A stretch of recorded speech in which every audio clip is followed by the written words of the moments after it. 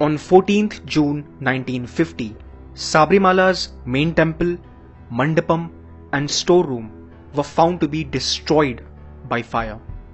There were 15 violent cut marks on the door leading to the temple, and the head of Lord Ayyappa's idol was broken and its left palm and fingers were separated with cut marks on its face and forehead.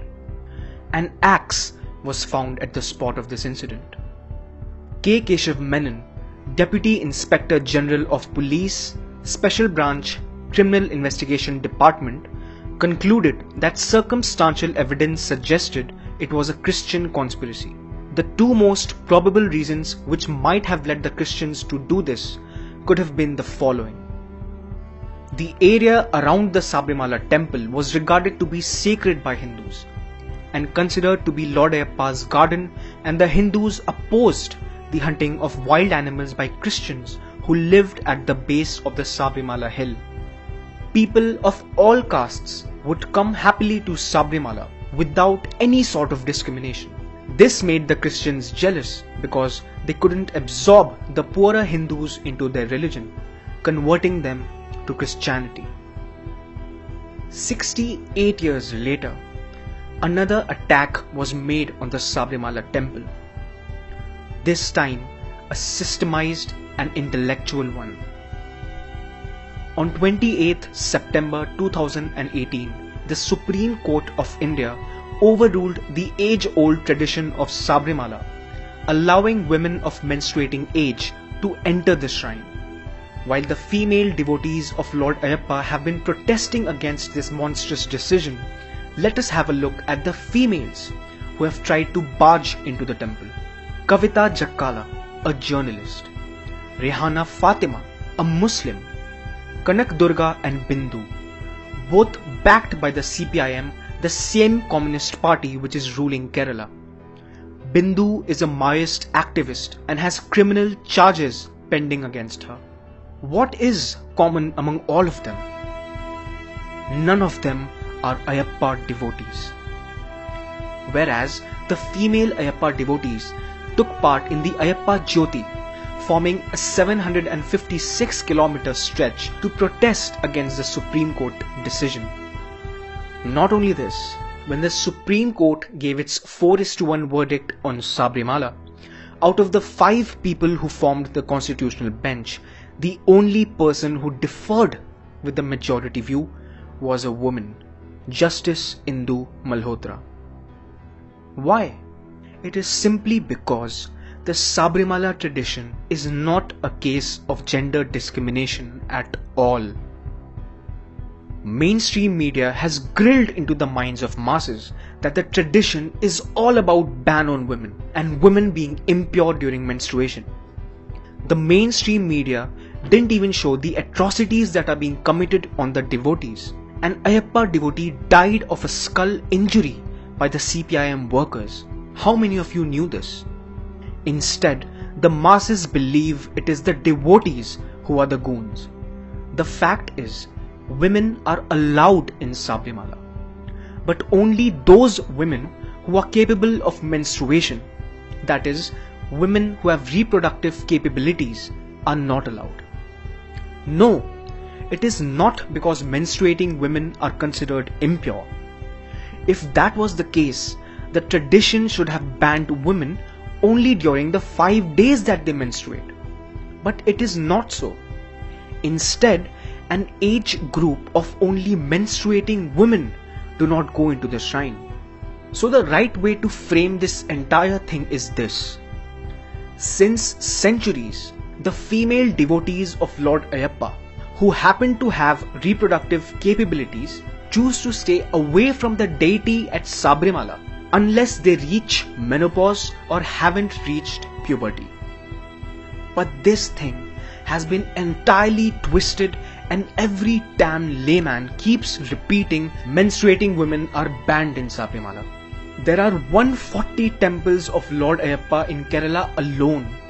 Only the temple at Sabrimala has this particular tradition. Why?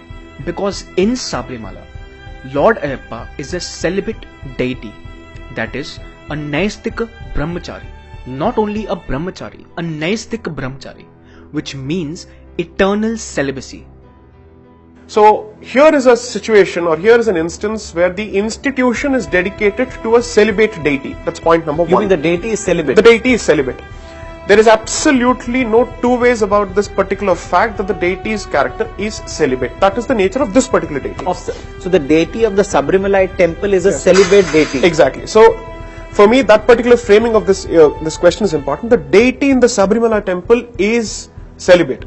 Therefore, the deity could have different forms in different temples, but at that particular temple, in that particular place, it has a celibate form. And that celibate form is given the name of Naishthika Brahmacharya, and in Sanskrit it simply means an eternal Brahmachari. Okay. So the god or the deity is a Brahmachari in the temple of Sabrimala. That's your point number one. That's the first point. Okay. We have to understand that if you want to have this discussion cannot start unless and until we take a look at the basis, which is the tradition. And what is the tradition?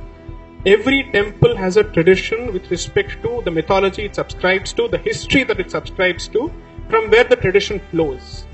In this case, the deity of Sabrimala, Lord Ayyappa, has taken upon himself, at least that is the belief, the vow of Naisthika Brahmacharya, which means eternal Brahmacharya.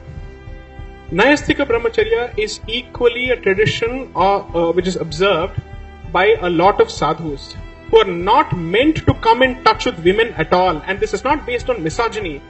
There could be reciprocal rules with respect to women and their contact with men.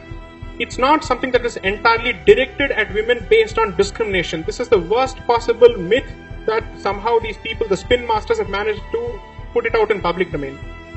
The rules of that school of thought require that you do not come in contact with women who still have reproductive capabilities.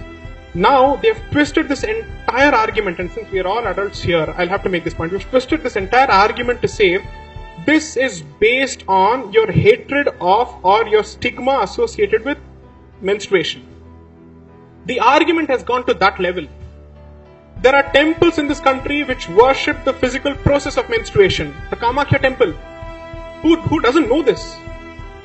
Therefore, using one particular instance, and that too with truncated knowledge of the history of the particular temple, to bandy the entire institution and use it as the launch port for banding the entire community, I think needs to stop. This is the factual answer. I have not brought in emotion here. A boys only school. Is it discrimination against women? A women's only college. Is it discrimination against men? A women's specific movie show. Is it discrimination against men? The traditional ladies' Sangeet in a Hindu wedding. Is it discrimination against men? Recently, a Japan's men-only island got a UNESCO World Heritage tag. Is that discrimination against women? Similarly, the exclusion of women in Sabrimala is not discrimination. It is just an innocent tradition. Tell one truth a day. Yeah, you can. Please, tell one truth a day. Yeah, you can. See, all I'm begging is, I'm coming here from 10 years of age. Ayyappa is like I live for him. Don't destroy this, please. I'm begging you. All the ladies who want to come. Nobody is stopping. Come after 50. There's nothing wrong. See, you are fighting for 5 people. There are 10 crore people like me living for Ayyappa. And you people are spoiling that. See, Pinarayi and Vijayan saying it's a High Court order, Supreme Court order. Mullai Periyar, did he do that? He didn't uphold the Mullai Periyar thing for these people. But he is doing, for his own people, he is doing this harm. He has gone now to Middle East to beg money. We all will give 100 rupees per head. End of this season, Kerala would have had 10,000 crores for this flood relief. Can't you politicians see that? We are simple devotees. We are begging you, don't play with us, don't mess with this life. You have lots of other places to go play. Please don't do it here. Nobody is against women. Women are equal to us. This Irmudi is filled by my daughter, my wife, my mother. Everybody poured oil and send me. Poured ghee and send me here. I am carrying that lady's wishes in my head. Everybody you see here in the head. Anna, veetla ungalku ella nerachudan anupunaga. Everybody has oil poured from the woman in the house. Can't you see these Ladies, please, I'm begging you. You are superior to us. Nature has given you more power than men. Don't stoop so low to men. And media, please, one truth a day, please try and speak. Please. This tradition of Sabrimala is based on the specific Sthal Puran of that place. Listen to J. Sai Deepak's explanation of the same. We don't understand the concept of a Sthala Puran. Sthala Puran is simply this. Every place has a certain tradition and it has a certain history which is captured in either in writing or in oral tradition. So this is nothing to do with geographical boundaries, it is areas in the country. No. Sthala Puran basically means the Puran that relates to that particular temple's history. Okay. So the temple is the reference to Sthala or Sthan, okay, and Puran is the history of that particular temple. Therefore, you have to ask yourself, did some man or some Brahmin sitting in some remote corner of the country suddenly decide to invent this particular practice and say, no, women have to be kept out? Or is he drawing support from a scripture? That's the question. The scripture that applies to this particular temple is called Bhutanatha Upakyanam. Half the people in this country, or half the people at least in most places, can't even pronounce this particular thing properly. In fact, in the court, most of the time I heard people calling it Nastika Brahmacharya when in fact it's Naishtika Brahmacharya. They turned it to atheistic brahmacharya. So that was the level of understanding and knowledge as far as this case is concerned. So the text is called Bhutanatha Upakyanam, which basically spells out the history of this particular temple, the origins of this particular temple, and the origins of the deity itself. Okay. So there is a discussion between a Devi who, according to the belief, continues to wait for Sabrimala Ayyappa to marry her. Okay. And he said, I am an eternal brahmachari, so I cannot marry you. Yes. And the day even one single new devotee, or rather the year in which one single new devotee fails to come to my temple, that will be the year that you marry me. Okay. Okay.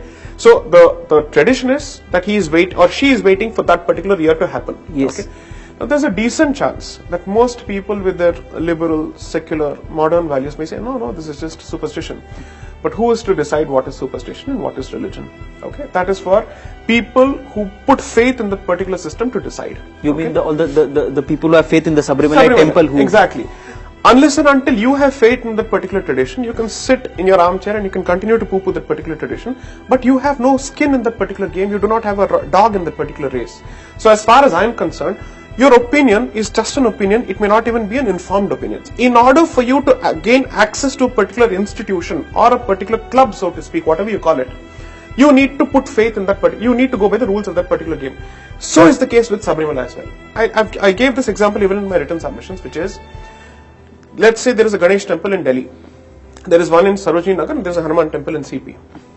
Somebody says, I have rights under Article 25(1) to worship this particular deity at a public place of worship in a manner I deem fit, in a manner I choose fit, and therefore, मैं भोग में अभी chicken चढ़ाऊंगा. In Delhi. In Delhi, he says this. Okay. Now here's the important aspect. Individual rights are with respect to your right to practice your faith. Yes. But when you enter a certain place which is public in nature, and where we treat a temple as the abode of the deity, therefore the rules of the deity kick in. His house, his rules, her house, her rules. So we are going to the deity's house. Exactly. So which is why we cited a certain Latin principle, which is Dhammatmaya Prachapmaya, which means if it's my house, then my rules will apply.